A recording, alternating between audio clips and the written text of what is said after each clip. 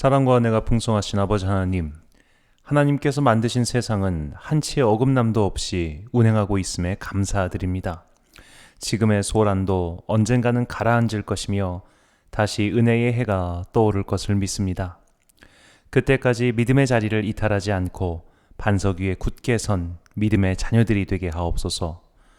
오늘도 주님의 은혜 앞에서 자아를 깨고 엎드리는 예배를 드리게 하옵소서.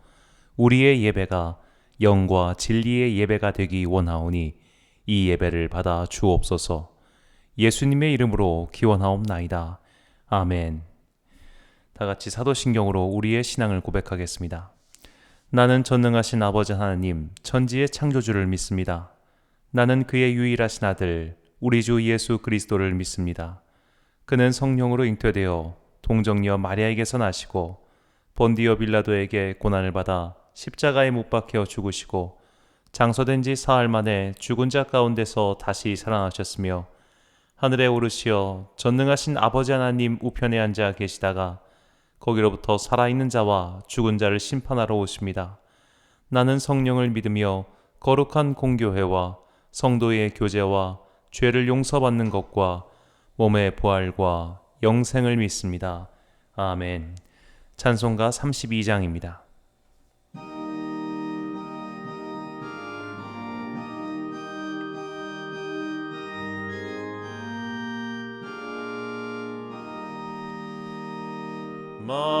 만유의 주제 존귀하신 예수 사람이 되시나 나님 나 사모하여 영원히 섬길 내 영광 되신 주로 다 화려한 동사 무성한 저수모 다 아름답고 묘하나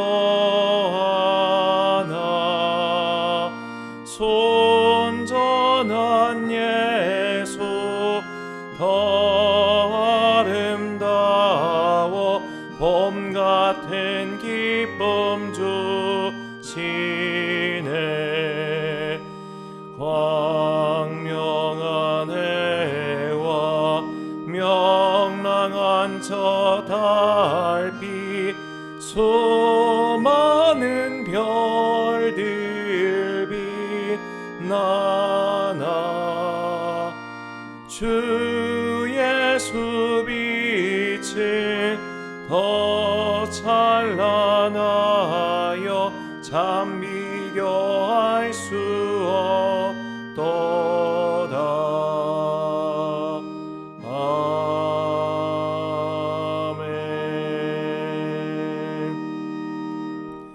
한 주간 동안 하나님과 나만 아는 죄를 고백하며 침묵으로 참회의 기도를 드리겠습니다.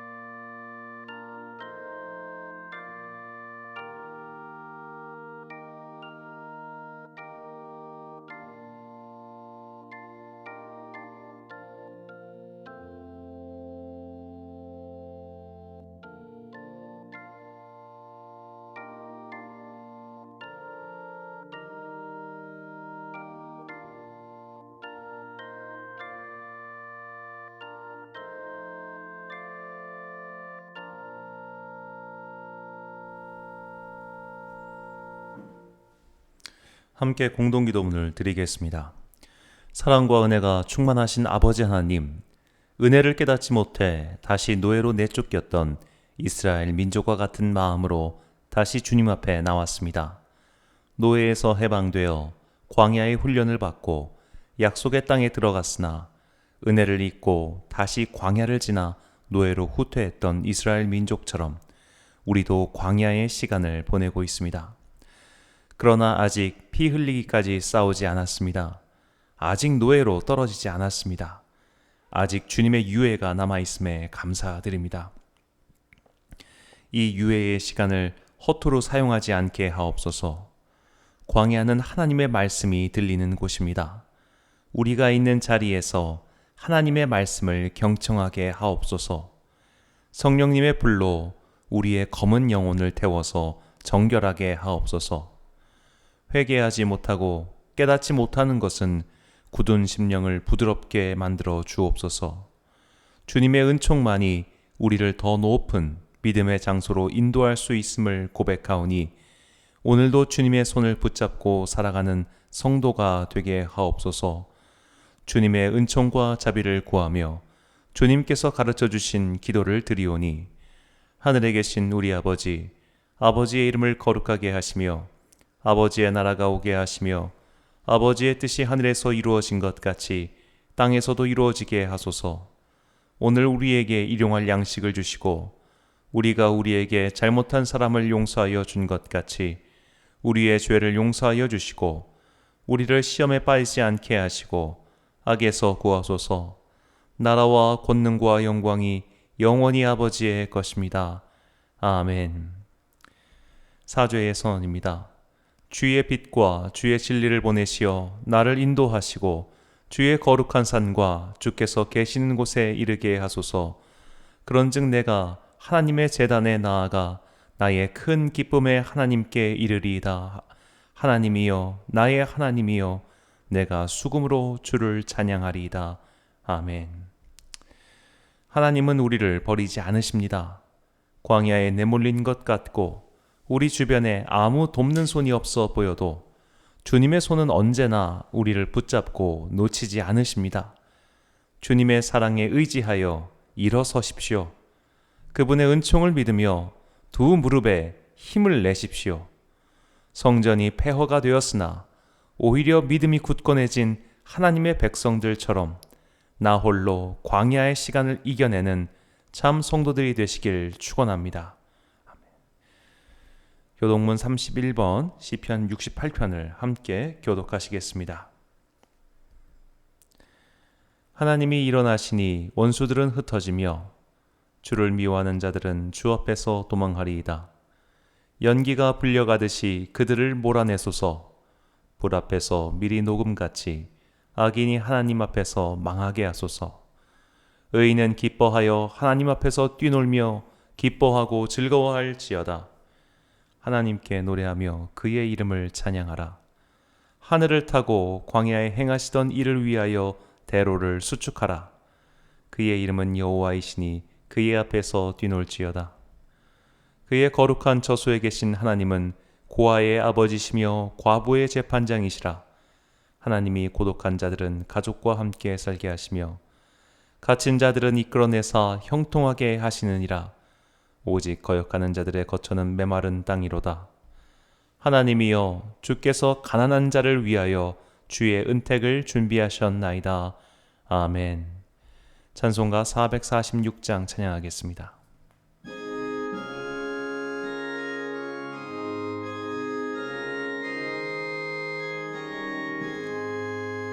주 성회는 참 기쁨 없도다. 나의 사랑하신 주 내게 시옵소서. 기쁘고 기쁘도다.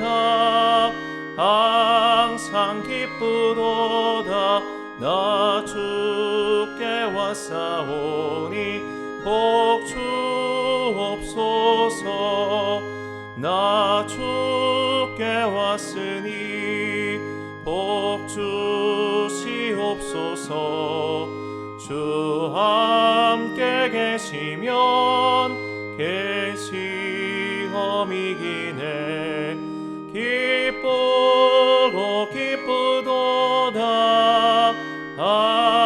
항상 기쁘도다. 나 주께 왔사오니 복 주옵소서. 주 떠나가시면 내 생명 헛되네. 기쁘나 슬플 때 늘 계시옵소서. 기쁘고 기쁘도다. 항상 기쁘도다. 나 주께 왔사오니 복 주옵소서.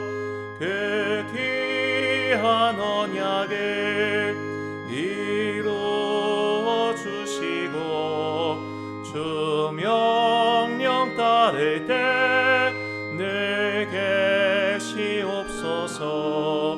기쁘고 기쁘도다. 항상 기쁘도다. 나 주께 왔사오니 복 주옵소서.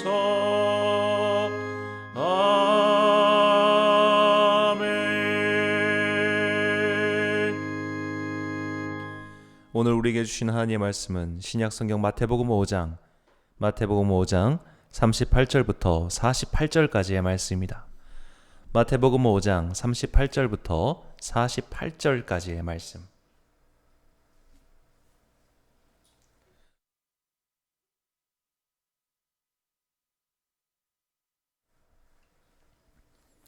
네, 이제 봉독하겠습니다. 하나님의 말씀을 경청하십시오. 또 눈은 눈으로 이는 이로 갚으라 하였다는 것을 너희가 들었으나 나는 너희에게 이르노니 악한 자를 대적하지 말라. 누구든지 내 오른편 뺨을 치거든 왼편도 돌려대며 또 너를 고발하여 속옷을 가지고자 하는 자에게 겉옷까지도 가지게 하며 또 누구든지 너를 억지로 오리를 가게 하거든 그 사람과 심리를 동행하고 내게 구하는 자에게 주며 내게 구고자 하는 자에게 거절하지 말라. 또 내 이웃을 사랑하고 내 원수를 미워하라 하였다는 것을 너희가 들었으나 나는 너희에게 이르노니 너희 원수를 사랑하며 너희를 박해하는 자를 위하여 기도하라. 이같이 한즉 하늘에 계신 너희 아버지의 아들이 되리니 이는 하나님이 그 해를 악인과 선인에게 비추시며 비를 의로운 자와 불의한 자에게 내려주심이라. 너희가 너희를 사랑하는 자를 사랑하면 무슨 상이 있으리요?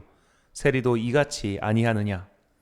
또 너희가 너희 형제에게만 무난하면 남보다 더하는 것이 무엇이냐?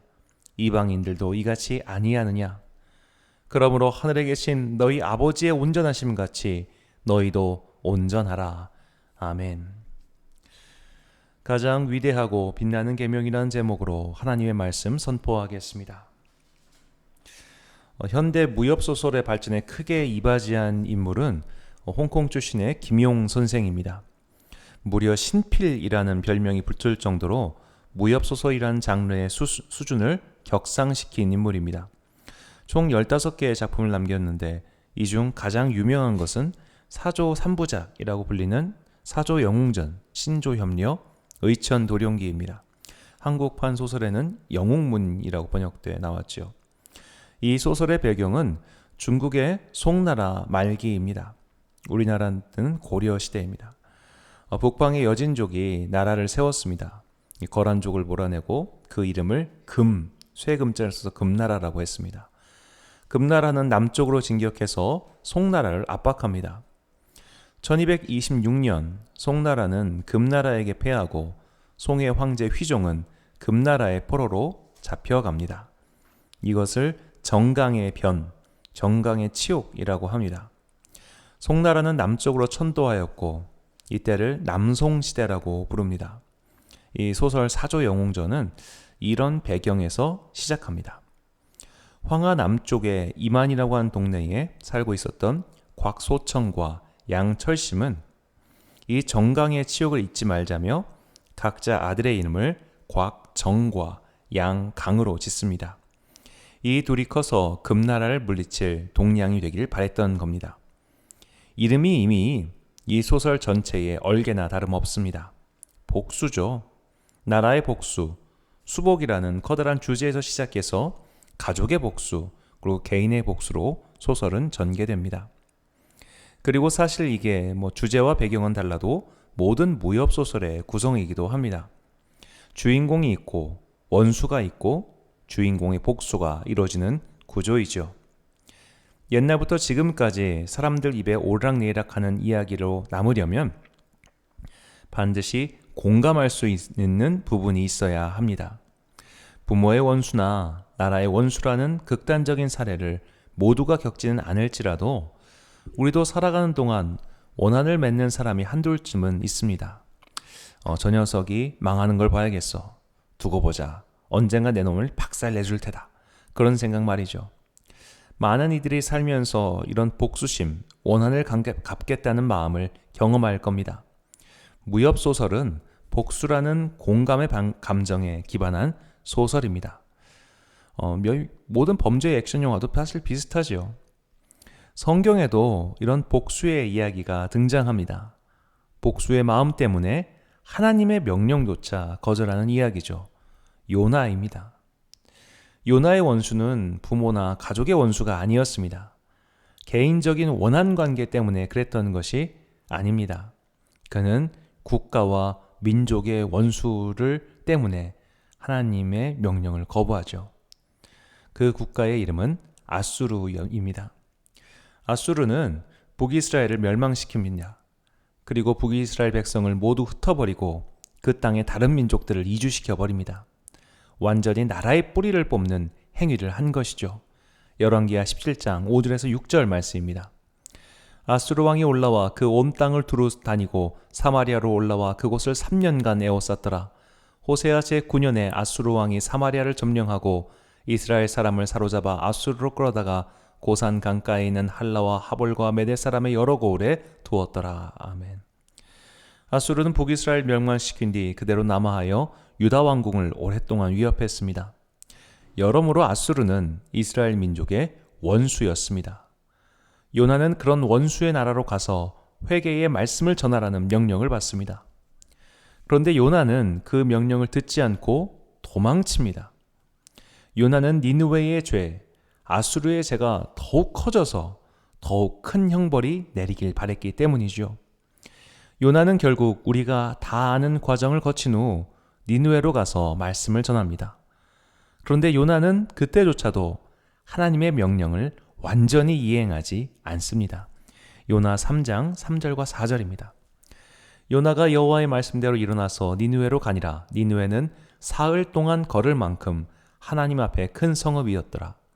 요나가 그 성읍에 들어가서 하루 동안 다니며 외쳐 이르되 40일이 지나면 니느웨가 무너지리라 하였더니, 시내를 이동하는 데만 소요되는 시간이 3일이나 걸린다고 합니다. 이 사진은 오늘날 이라크의 니네베, 여기가 과거 니느웨였다고 합니다. 그 유적인데 몇천 년이 지나도록 이렇게 큰 유적이 남아있을 만큼 거대한 도시였다는 거죠. 이동하는 데만 3일이 걸리는 도시에서 요나는 딱 하루만 말씀을 전하고 맙니다. 그러나 그것만으로 회개가 일어나서 하나님께서 심판을 내리지 않기로 결정하십니다. 그래서 요나가 삐져버립니다. 이런 나쁜 놈들은 벌을 받는 게 마땅한데 왜 하나님은 벌을 내리지 않으시냐고, 정말 당신은 정의로운 하나님이 맞냐고 항변합니다.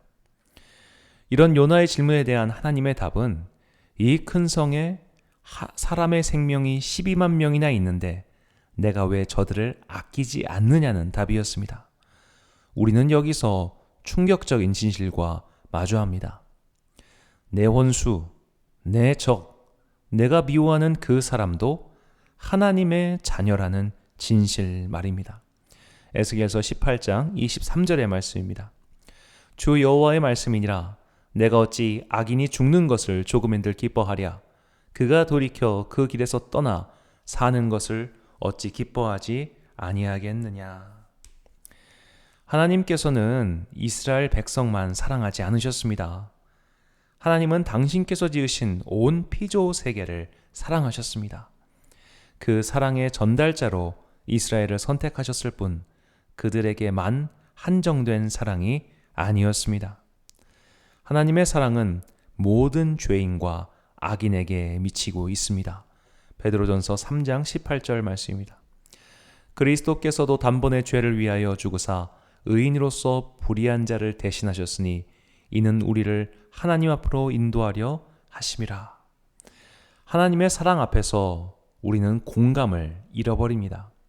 내 원수, 저 악한 사람, 저 망해야 하는 저자를 하나님이 아끼신다고? 저런 일을 위해서도 예수님께서 돌아가셨다고? 여기서 우리의 신앙 회로는 정지합니다. 이런 갈등을 잘 보여준 소설 및 영화가 밀양입니다. 이 밀양의 원작은 이청준 선생님의 벌레 이야기입니다. 1985년 작품이네요. 이야기의 큰 줄기는 소설이나 영화가 다르지 않습니다. 영화와 소설이 던지는 메시지는 명확합니다. 내 아들을 죽인 저희를 용서할 수 있을까요? 내가 용서하지 못했는데 왜 저 사람은 용서받았다고 하나요? 이 원작 소설에서 이제 전도연 역할 맡은 그 아이 엄마의 대사입니다. 하지만 나보다 누가 먼저 용서합니까? 내가 아직 그를 용서하지 않았는데 어느 누가 나 먼저 그를 용서하느냐 말이에요. 그의 죄가 나밖에 누구에게서 먼저 용서될 수 있어요? 그럴 권리는 주님에게도 있을 수가 없어요. 그런데 주님께선 내게서 그걸 빼앗아 가버리신 거예요. 나는 주님에게 그를 용서할 기회마저 빼앗기고 만 거란 말이에요. 영화는 주인공이 다시 인생을 새롭게 출발하는 것으로 그리며 막을 내리지만 소설에서 주인공 아이 엄마는 결국 자살을 선택합니다. 소설의 어두운 결말을 해석하는 독백이 마음 한켠을 시리게 합니다. 아내는 이미 스스로 용서를 결심하고 그를 찾아갔을 만큼의 믿음을 지니고 있었다. 그만큼은 스스로도 믿음과 사랑의 계율을 익히고 있었다. 그 참뜻과 가치를 깨닫고 있었다. 이제 와서 아내가 그것을 버리는 것은 아내 자신을 버리는 일이었다. 아내는 그것을 버릴 수 없었다. 그렇다고 자신 속에 인간을 부인하고 주님의 구원만을 기구할 자신도 없었다. 그러기엔 주님의 뜻이 너무도 먼 곳에 있었고 더욱이 그녀에겐 요령부득의 것이었다. 아내의 심장은 주님의 섭리와 자기 인간 사이에서 두 갈래로 무참히 찢겨나가고 있었다. 자, 하나님께서 악인의 죽음과 멸망이 아니라 그들의 회복을 바라신다는 메시지는 우리의 마음을 어지럽게 합니다. 악인은 마땅히 벌을 받아야 하는데, 악인은 무참히 살해당해야 마땅한데, 저들도 누군가를 무참히 죽였잖아. 그러니 너도 죽어야지. 그런 마음이 우리 안에 가득합니다. 소위 법 감정이라는 겁니다. 신문에도 종종 나오는 표현이죠. 국민의 법 감정. 이게 얼마나 무서운 말인지요. 현대 세계의 모든 법령은 죄형 법정주의를 택하고 있습니다. 형벌은 이미 성문의 법률로 규정되어 있어야 한다는 원칙입니다. 이것은 권력자나 대중의 입맛에 따라 누군가를 죽이고 살리는 일이 없도록 하기 위해서 만들어진 원칙입니다. 법 감정에 따라 누군가는 형벌을 높게 주고 누군가는 형벌을 낮게 준다면 그건 고대 시대로의 복귀에 불과합니다. 그러나 인간은 그렇게 이성적이지 못합니다. 그래서 많은 이들이 복수 이야기에 통쾌함을 느낍니다. 악당들이 법에 따라 처벌을 받으면 너무나 시간이 걸립니다. 딸을 납치한 악당은 바로 없어져야 합니다. 아이를 괴롭힌 악당도 바로 사라져야 합니다. 이런 복수심을 바탕으로 한 영화는 단순한 구조와 공감할 수 있는 줄거리를 갖고 있기에 거의 실패하지 않습니다. 무협지든 액션 영화든 악에 대한 복수라는 공감대를 형성하고 있습니다. 예수님 시대에도 복수를 외치는 자들이 많았습니다. 아니, 거의 모두가 복수를 외치고 있었는지도 모르겠습니다. 그들의 복수는 신의 이름으로 정당화될 수밖에 없었습니다. 저 이방의 지배자들은 단순히 경제적 착취를 일삼는 것이 아니라 거룩한 지성소를 모독했기 때문입니다. 그들을 경노하게 했던 그리스 제국도 마찬가지였습니다. 잠시 유대 역사를 설명하면 수르바벨서부터 느헤미야의 때까지 약 100여 년의 시간을 들여서 유다는 차츰 나라로서 구조를 다시 찾아가고 있었습니다. 유다가 멸망한 게 기원전 587년인데 그들이 돌아와서 성벽을 수축한 해가 느헤미야의 해가 445년입니다. 한 140년 만에 이 폐허가 된 나라에서 이제 겨우 모양을 갖추고 있었습니다. 이렇게 나라가 순조롭게 갔으면 좋은데 위대한 정복자가 등장합니다. 바로 알렉산더입니다. 알렉산더가 332년에 이제 이스라엘을 침공해가지고 예루살렘을 함락시키죠. 금방 함락시켰다고 합니다. 약 130년 정도의 짧은 독립생활을 누리다가 그로부터 거의 한 200년 가까이 또 피지배 국가로서 살아가게 됩니다. 그러다가 166년에 마카베우스의 독립전쟁이 일어나고 그들이 꿈에도 바라던 독립왕정 하스몬 왕가가 140년에 수립되었습니다. 그러나 하스몬 왕가에게는 구조적인 문제가 있었습니다. 바로 그들이 대제사장직과 왕의 직을 독점하고 있었다는 겁니다. 왕이 대제사장이었던 거예요. 그것을 인정하지 못하는 일부 반발자들로 인해서 나라가 계속 시끄러웠습니다. 그러다가 결국 이들이 로마의 침입을 허용하게 돼요. 정확히는 그들이 폼페이우스 장군을 찾아가서 그 로마군을 아예 불러옵니다. 결국 로마의 군대가 예루살렘을 점령하고 폼페이우스가 기원전 63년에 지성소로 쳐들어가는 사건이 벌어집니다. 이방인 중에 지성소를 들어간 사람은 오직 폼페이우스밖에 없었습니다. 대제사장밖에 못 들어가는 데를 자기가 그냥 박차고 들어간 거예요. 전설에 따르면 그가 지성소 문을 열고 들어갔을 때 남긴 한마디는 아무것도 없네 였다고 합니다. 그 이후로 이제 로마 제국은 정확히 로마의 공화정이죠. 로마의 공화정은 이두메인 헤롯을 유대의 왕으로 임명합니다. 이게 유대인들에겐 굉장히 치욕적인 사건이었습니다. 왜냐하면 헤롯은 그들의 반개 혹시 그들의 이방인이나 다름없었던 이두메 사람, 즉 에돔 족속이었기 때문입니다. 그래서 끊임없이 이 이스라엘 유다 땅에서는 로마의 지배에 반대하는 반란이 일어났습니다. 그중 가장 큰 반란이 갈릴리의 유다가 일어난 반란으로 기원 후 6년, 서기 6년에 일어났던 반란입니다. 이때 약 2,000명의 사람들이 십자가형에 처형당해 죽었다고 합니다. 갈릴리의 세포리스로 가는 길 그 킬로미터 사이에 수천 개, 2,000개의 십자가가 쭉 걸려 있었다고 생각을 해보십시오. 그 길 양쪽이니까 한쪽에 1,000개씩 박혀 있는 겁니다. 십자가의 크기가 있으니까 대략 그 간격을 한 최대 한 5m, 최소 3m라고 생각했을 때 한 5m쯤 됐겠죠. 무려 5km입니다. 5km. 그렇게 긴 길에 십자가가 쭉 늘어서 있었습니다. 이런 식으로 말이죠. 그런 십자가형을 본 사람들, 그리고 거의 달려서 죽은 사람들은 자기 가족들이었을 겁니다. 자기의 형제였고 누군가의 아버지였을 겁니다. 이 갈릴리 지역은 그만큼 그 마음에 부글부글 끓는 지역이었습니다. 그들의 마음에는 복수가 있었고 독립이 있었습니다. 갈릴리는 화약고나 마찬가지인 지역이었습니다. 누군가 불씨만 던져주면 목숨을 걸고 복수를 꿈꾸는 사람들이 있었습니다. 남편을 잃은 여인들이 있었고 아버지를 잃은 소년들은 이제 장년이 되었습니다. 누군가 앞장만 서준다면, 누군가 리더만 돼준다면 복수를 위해서 이 목숨 따위는 아깝지 않아 라고 외치는 사람이 수천 명은 될 터였습니다. 그때 예수란 사람이 나타납니다. 사람들은 그의 말을 들으려 모였습니다. 사람들은 어떤 기대를 하고 있었을까요? 복수하자, 칼을 들자, 원수를 갚자, 악인을 처벌하자, 악을 멸하여 선을 이루자, 그런 말을 기대하지 않았을까요? 영화처럼 시원한 복수가 이루어지길 바라지 않았을까요? 예수님은 찬물을 확 끼얹는 말씀을 하십니다. 본문 43절과 44절입니다.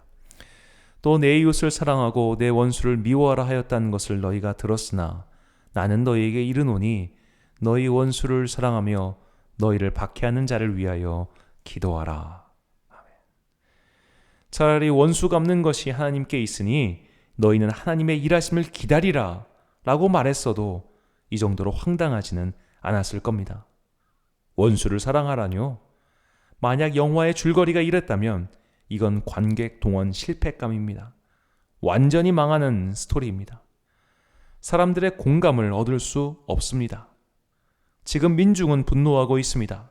국민의 법 감정은 들끓고 있습니다.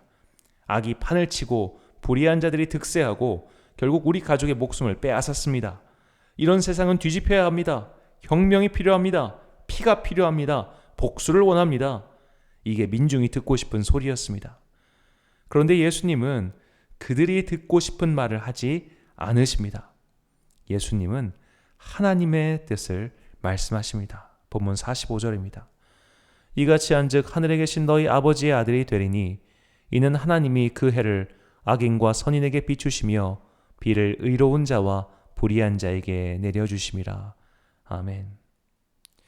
이미 구약의 예언자들을 통해서 말씀하신 것처럼 하나님은 악인에게도 선인에게도 해를 비춰주시고 비를 내려주신다는 겁니다. 예수님께서는 하나님을 아셨습니다. 하나님의 마음을 완벽히 알고 계셨습니다. 그래서 악인을 처벌해야 한다, 악인을 없애야 한다, 복수를 해야 한다는 그들의 마음에 공감하지 않으시고 하나님의 마음에 공감하십니다. 비록 악인이라도 나는 그가 살아서 돌아오길 바란다는 하나님의 마음 말입니다. 이 본문을 읽으며 깜짝 놀랐습니다. 원수를 사랑하라는 너무나 많이 들었던 말씀이 매우 낯설게 들렸기 때문입니다. 지금 우리가 사는 시대가 그렇지 않습니까? 온통 미움과 적대감이 가득합니다. 원수를 사랑하긴커녕 배척하지 않으면 다행인 정도입니다. 서로가 돌을 던지고 미워합니다. 어느 환적이 완전히 패방하여 사라지기 전까지 그치지 않을 것처럼 보입니다. 과거 조선의 붕당 정치가 이랬을까 싶습니다. 붕당은 단순한 정쟁이 아니라 피로 얼룩진 역사였습니다. 한쪽이 집권하면 다른 쪽은 숙청당했습니다. 피가 흘렀고 후손들은 피를 기억했습니다. 그들의 아버지와 스승의 피였습니다. 그러니 기회를 잡으면 다시 상대를 숙청했습니다. 피로 피를 씻었습니다. 오늘날 우리 사회에서 벌어진 일과 뭐가 다를까요? 사회가 이렇다 보니 개인도 마찬가지입니다. 미움과 증오, 분열과 배척이 상시화되어 있습니다. 이해가 없습니다. 용서가 없습니다. 그러니 당연히 원수 사랑도 없습니다. 어느샌가 우리의 사랑은 우리 공동체 안으로 축소되었습니다. 내 것, 내 사람, 내 가족, 내 공동체는 사랑하지만 그것 밖에 있는, 그리고 심지어 그것을 위협하는 원수는 절대로 사랑할 수 없다고 외치고 있습니다. 예전에 있었던 일입니다. 예배 시간에 봉헌 기도를 하면서 세계의 선교를 위해 기도했었습니다. 그때 중국의 공산당이 회개하고 선교의 문이 열리게 해달라고 기도했습니다. 예배 후에 한 성도님이 전화를 하셨습니다. 그분은 80이 넘으신 분이셨습니다. 대뜸 저에게 이런 말씀을 하십니다. 사탄이 회개할 수 있습니까? 공산당은 사탄입니다. 그들은 회개하지 못합니다. 라고 하시는 겁니다. 그 말을 들으며 우리나라가 왜 이렇게 심한 갈등을 겪고 있는지 조금은 깨달을 수 있었습니다. 과거 한국전쟁을 겪으신 분들에게는 북한은 원수입니다. 북한군의 소행으로 가족의 목숨을 잃은 분들이 아직 계십니다. 교회를 지키다가 순교한 분들의 자녀가 있습니다. 그러니 북한의 편을 들거나 북한 정권을 비호하는 듯한 움직이 보일 때마다 얼마나 섬찟하겠습니까? 마치 트라우마처럼 그때의 일이 박혀 있을 텐데 어찌 쉽게 이해하고 받아주고 심지어 사랑할 수 있겠습니까? 그러나 그 쉽지 않은 일, 그래서 공감할 수도 없는 일을 예수님은 우리에게 말씀하셨습니다. 어떻게 해야 할까요? 원수를 사랑하라는 예수님의 말씀을 가장 잘 보여준 구약의 인물이 있습니다. 바로 요셉입니다. 요셉의 원수는 배다른 형제들이었습니다. 원래 피를 나눈 사이가 벌어지면 더 무서운 법이죠. 요셉은 아직 10대였던 시절에 머나먼 타국의 노예로 팔려갔습니다. 언어가 다른 곳에 유학을 가도 힘이 드는데 노예로 팔려갑니다. 노예 생활도 풀리는가 싶더니 꼬여서 팔자에도 없는 감옥살이를 합니다. 꽤 긴 감옥살이가 지나고 마침내 신분이 상승했습니다. 그가 뜻밖의 신분 상승을 했을 때 나이가 30살입니다. 그는 10년 이상의 세월을 노예와 감옥으로 보냈습니다. 인생에서 가장 젊고 아름다운 20대를 노예와 감옥으로 보냈습니다. 그의 마음에 분노가 없었겠습니까? 그 원수들, 그 형제들을 당장이라도 군대를 이끌고 찾아가서 없애버리고 싶은 마음이 정말로 없었을까요? 그렇지 않았습니다. 요셉의 마음에도 풀리지 않는 분노가 있었습니다. 그러나 그는 마침내 그 일을 잊었습니다. 창세기 41장 50절에서 52절입니다. 흉년이 들기 전에 요셉에게 두 아들이 나되 곧 오네제사장 보디베라의 딸 아스낫이 그에게서 낳은지라. 요셉이 그의 장남의 이름을 므낫세라 하였으니 하나님이 내게 내 모든 고난과 내 아버지의 온 지비를 잊어버리게 하셨다 하미요. 차남의 이름을 에브라임이라 하였으니 하나님이 나를 내가 수고한 땅에서 번성하게 하셨다 함이더라. 아멘. 우리는 여기서 원수를 사랑하기 위한 전제 조건을 찾을 수 있습니다. 첫 번째로 시간이 필요합니다. 아까 읽었던 50절은 흉년이 들기 전이라고 시간대를 소개합니다. 흉년이 7년 있었으니 최소한 요셉의 나이가 30대 중반일 때입니다. 그때 첫 아들 므낫세를 낳았습니다. 잊었다는 뜻입니다. 고난을 잊었습니다. 아버지의 집일, 즉 형제들에 대한 분노를 잊었습니다. 성경을 보면 아마도 요셉이 노예로 팔려갔을 때가 17살이고 이집트의 총리가 되었을 때가 30살이고 형제들을 만났을 때가 40입니다. 즉 그에게는 23년이라고 하는 시간이 있었기 때문에 형제들을 품어줄 수 있었던 겁니다. 오늘 원수를 사랑하라고 말씀하신 산상수훈의 교훈은 기독교 윤리의 정수가 담겨 있습니다.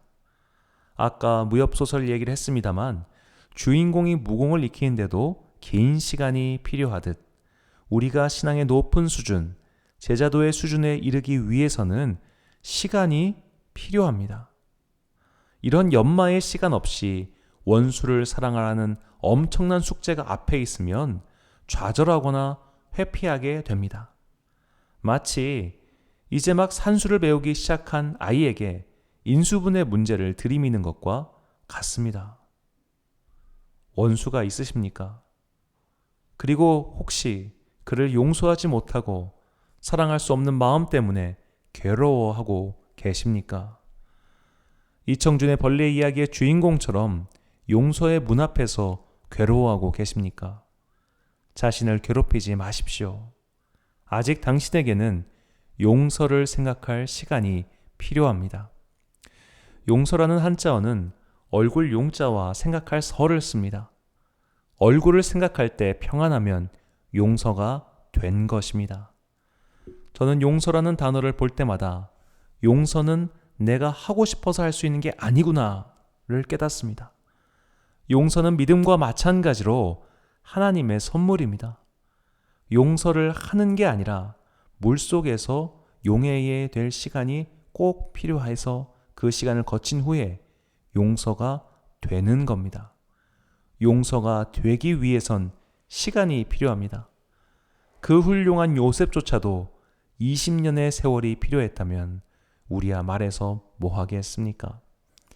둘째로 원수를 사랑하기 위해서 우리는 번성해야 합니다. 요셉의 둘째 이름은 에브라임이었습니다. 그 이름처럼 요셉은 번성했습니다. 에브라임이란 히브리어는 파라에서 나왔는데 결실하다, 열매 맺다라는 뜻입니다. 고향에 있을 시절 그때 입었던 채색 옷과는 비교도 할 수 없는 파라오의 인장을 끼고 있었습니다. 성공도 그냥 성공이 아니라 대성공을 거둔 셈입니다. 이렇게 번성하니 마음이 넉넉해졌고 잊을 수 있었습니다. 만약 요셉이 번성하지 못했더라면 어떻게 되었을까요? 아직도 노예 생활을 하고 있다가 형들이 식량을 사러 왔을 때 만났다면 어떻게 됐을까요? 그때도 서로 부여잡고 울었을까요? 그런 일은 없었을 겁니다. 우리는 솔직해야 합니다. 나보다 한참 못 사는 사람과 원수 맺을 일이 있습니까? 나보다 경제 수준이 한참 떨어진 사람 때문에 화가 나서 밤잠을 못 이루는 적이 있습니까? 침략 당하는 나라가 침략하는 나라보다 약한 경우가 있습니까? 내가 원수보다 훨씬 강한데 원수가 나를 어찌할 수 있단 말입니까? 불가능합니다. 나와 원수인 사람은 최소한 나와 비슷하거나 내 힘으로는 어찌할 수 없는 상대입니다. 그러니까 속이 타고 답답한 겁니다. 나보다 약한 사람이면 그냥 내 손으로 처리하고 끝이 납니다. 고민할 게 없습니다. 나보다 힘이 강하니까 고민하는 겁니다. 다시 무협소설로 돌아가서 주인공의 가족을 살해한 게 어느 힘없는 농부였다라고 하면 이야기가 시작될 수 있겠습니까? 주인공의 힘으로 어찌할 수 없는 왕족, 왕, 권력자, 강자가 원수이기 때문에 사람들이 몰입하는 거죠. 예전에 맞아 죽을 각오로 쓴 한국인 비판이라는 책이 있었습니다. 26년 동안 한국에서 살았던 이케하라 마모루 씨가 쓴 책입니다. 다른 내용은 다 기억이 나질 않는데 유독 인상에 오래 남은 이야기가 있습니다. 한국이 언제 일본을 용서하게 될까였습니다. 저자의 대답은 일본보다 잘 살게 될 때였습니다. 그때 예로 든 나라가 몽골이었습니다. 고려시대 몽고 제국, 원나라죠. 원나라는 고려에 씻지 못할 피해를 입혔습니다. 그런데 오늘날 이 몽골 제국의 후손인 몽골 나라를 증오하거나 미워하는 사람은 없을 겁니다. 물론 일제 식민지가 근시대의 일이기도 하지만 좀 더 근본적인 이유를 살펴 들어가면 더 잘 사느냐 못 사느냐의 문제라는 겁니다. 우리가 원수를 용서하고 사랑하기 위해서 우리는 원수보다 번성해야 합니다. 그보다 강해져야 합니다. 그래야 그를 용서하고 받아줄 수 있습니다. 원수를 쓰러뜨리거나 복수를 하기 위해 번성하는 것이 아닙니다. 그를 용서하고 더 나아가 사랑하기 위해서 번성해야 한다는 말입니다. 성공을 위해 기도하십시오. 번성하기 위해서 기도하십시오. 하나님께 복을 구하시고 채워달라고 간구하십시오. 원수를 무찌르거나 그에게 되갚아주기 위해서가 아니라 그를 용서하고 사랑하기 위해서 성공하게 해달라고 기도하십시오. 그것이 가장 정직한 마음이며 또 주님 앞에서 정직한 기도입니다. 마지막 세 번째로 원수를 사랑하기 위해서 우리 안에 은혜가 필요합니다. 창세기 45장 7절에서 8절 말씀입니다. 하나님이 큰 구원으로 당신들의 생명을 보존하고 당신들의 후손을 세상에 두시려고 나를 당신들보다 먼저 보내셨나니 그런즉 나를 이리로 보낸 이는 당신들이 아니요 하나님이시라. 아멘. 요셉은 자신이 성실하게 살아서 이런 성공을 누렸다고 생각하지 않습니다. 그때 그 관원장에 잘 대해줘서 이런 기회를 얻었다고 생각하지도 않습니다. 꿈 해몽을 유달리 잘해서 이렇게 성공하게 된 것이 아니었습니다. 하나님께서 그를 그곳에 보내신 겁니다. 다 하나님이 하셨고 자신은 그저 그분의 도구가 될 뿐임을 마침내 깨달았습니다. 은혜를 안 겁니다. 은혜를 깨달아야 비로소 원수를 용서하고 더 나아가 원수를 사랑할 수 있게 됩니다. 왜냐하면 나도 하나님의 원수였으니까요. 하나님께서 원수였던 나를 용서하시고 사랑해 주셨기 때문입니다. 사도 바울의 고백입니다. 디모데전서 1장 15절에서 16절 말씀입니다. 밑보다 모든 사람이 받을 만한 이 말이요 그리스도 예수께서 죄인을 구원하시려고 세상에 임하셨다 하였도다. 죄인 중에 내가 괴순이라. 그러나 내가 긍휼을 입은 까닭은 예수 그리스도께서 내게 먼저 일체의 오래 참으심을 보이사 후에 주를 믿어 영생 얻는 자들에게 본이 되게 하려 하심이라. 아멘. 내가 긍휼을 받았습니다. 내가 용서를 받고 은총을 입었습니다. 내가 먼저 하나님께 받았으니 그것으로 악인이 용서되는 겁니다. 내가 은혜를 많이 넘치게 입었을 때 비로소 용서가 됩니다. 용서가 된 이후에 우리는 비로소 사랑의 문지방을 밟은 셈입니다. 원수를 사랑하라는 명령은 모든 기독교의 계명 중에서 가장 빛나고 높은 곳에 있습니다. 감히 인간의 상상력과 공감 능력이 닿지 않을 곳에 있습니다. 그래서 아무나 이해할 수 없습니다. 아무나 공감할 수 없습니다. 아무나 그 경지에 도달할 수 없습니다. 그 경지에 도달하기 위해선 믿음의 훈련이 필요합니다. 원수가 크고 강대할수록 훈련의 시간은 길어집니다. 시간이 필요하다는 것, 내 생각보다 훨씬 긴 시간이 필요하다는 것을 결코 잊지 마십시오. 우리는 그리스도의 장성한 분량까지 자라가야 할 사람들이지 이미 다 큰 사람들이 아닙니다. 시간을 들여서 천천히 그 경지로 나아가야 합니다. 그 경지로 올라가는 길은 높고 험합니다. 그러니 편안함을 위해서 기도하십시오. 높은 산을 등정할 때 가장 좋은 산악도구를 쓰는 것은 당연한 일입니다. 산악인은 높은 곳에 오르는 것이 목적이지 가장 싸고 싼 도구를 가장 적게 사용해서 오르는 것이 목적이 아닙니다. 무턱대고 원수를 용서하게 해주세요. 원수를 사랑하게 해주세요. 신앙의 높은 경지에 오르게 해주세요라고 기도해도 사실 그 기도는 기특하고 갸륵할지언정 진심을 담고 있지는 못합니다. 나의 번영과 성공을 위해서 기도하십시오. 복수를 하기 위해서, 원수를 짓밟기 위해서 성공하겠다는 것이 아니라 원수를 용서하고 사랑하기 위해서 성공하게 해달라고 기도하십시오. 그렇게 기도의 시간이 쌓여가고 믿음의 연공이 두터워지면 우리는 마침내 하나님의 크고 놀라운 은혜의 호수에 도착하게 될 것입니다. 그 호수에 도착하면, 그 정상에 도착하면 풍경이 바뀝니다. 그 호수의 은혜의 물을 마시고 그 청경함에 빠지면 과거에 연연했던 것들이 부질없어집니다. 큰 은혜는 나를 변화시킵니다.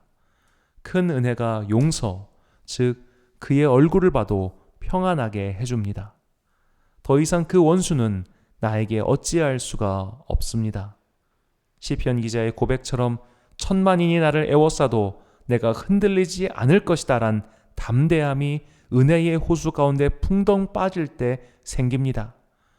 이렇게 원수를 용서하게 되고 그를 품는 사랑의 놀라운 단계로 나아갈 수 있습니다. 이것이 가장 위대하고 빛나는 계명인 원수 사랑에 이르는 방법입니다. 사랑하는 성도 여러분, 증오가 범람하는 세상입니다.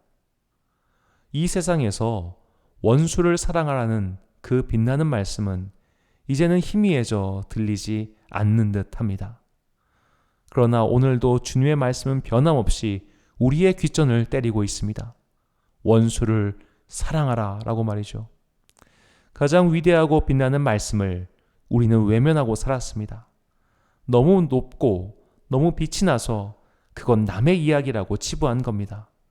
그 결과가 이런 혼란이었습니다. 미움과 증오, 편가르기와 박해가 마치 상식처럼 난무하는 세상입니다. 어둠에 부안해동하지 마십시오.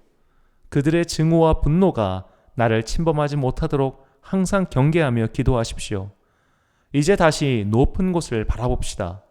잊고 있었던 주님의 가장 위대하고 빛나는 말씀을 바라봅시다.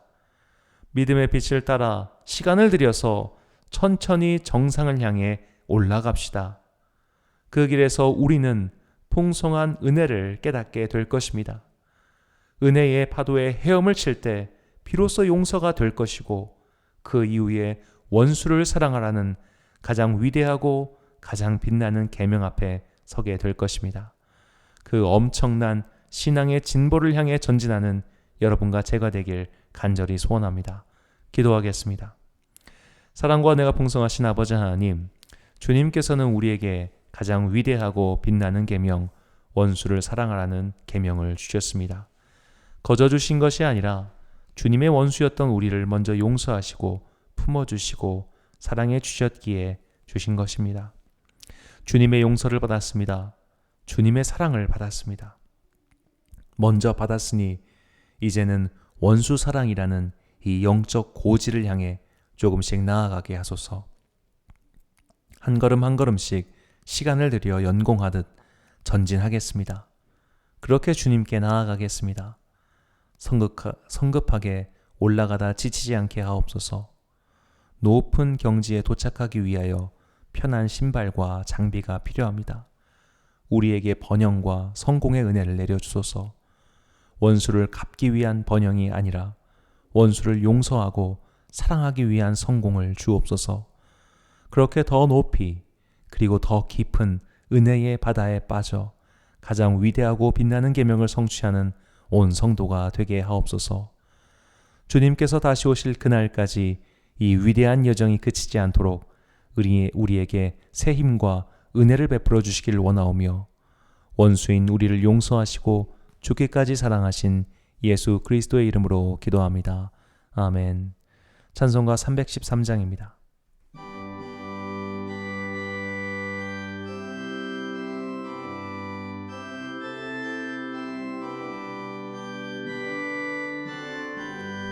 내 임금 예수 내 주여, 이 죄인이 주님 앞에 한없는 은혜 받고서 내 생명 모두 드리오니, 그 풍성하시는 종을 주 내게 내려주소서.